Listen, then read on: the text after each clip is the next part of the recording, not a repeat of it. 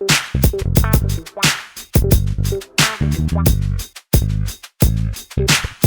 my name is Kevon, Owen. This is Destini, Ramsey. We're just hanging out here talking about counseling stuff, and something that happens is people come into the office and they tell us about a diagnosis that they received once when they were 7, or from their primary care physician, or from another counselor, from a teacher, from a person at a restaurant who saw this person. You're probably crazy.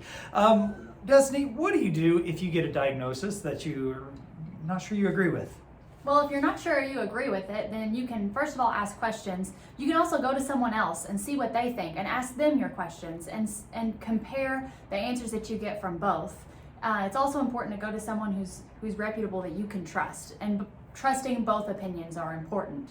Diagnoses usually come in 2 ways. One way is through testing. And if you've gone through testing and they say, this is the outcome, well, that's a fairly solid diagnosis, but most of the time diagnoses come in the form of clinicians' professional opinion.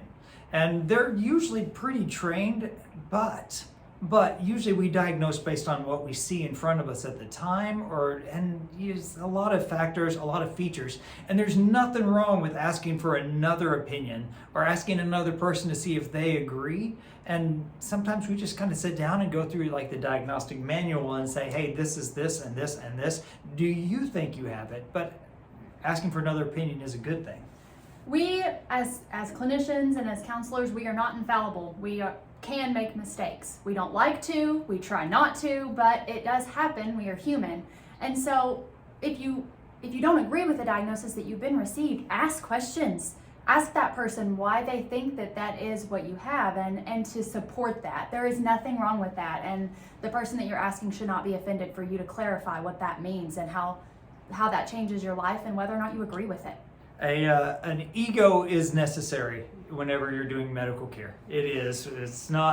Hopefully it's not dominant, but it is necessary. And so for someone to say, I'm not sure I agree with that, some clinicians may hear that and be resentful for that. But also at the same time, recognizing that you're talking about people's lives, you're talking about people's kids, you're talking about people's marriages, and for them to go, I'm not sure I agree, is okay. On the other hand of that, hearing things you don't want to hear, well, if you don't hear it, it doesn't mean it's not there. So it's always good to get a good diagnosis and go from there.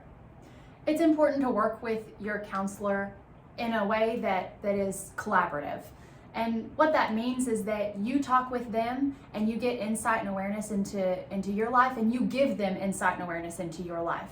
You get to tell them, kind of where you are, and they also get to help you see things that you maybe couldn't see or can't see. And you both have to be open to hearing each other, even if it's hard. Now, for me to mess up this video just a little bit, counseling ethics do not necessarily mandate that we diagnose, and so oftentimes we don't diagnose because we don't have to for care. You treat a person, you don't necessarily have to treat a diagnosis, and diagnosis can sometimes stick and go further than you want them to go. That's why you want it to be right. But if you're ever seeing a counselor and they're not getting a diagnosis, well, that's okay, because you're not a code in a book. You're not just a chapter in the diagnostic manual. You're a person in a situation and a context. And so, well, if you ever want a second opinion, get one. It's okay to ask. It's okay to get more information, and it's okay to call Destini. She'll give you a second opinion, or you can call me. We'd love to talk.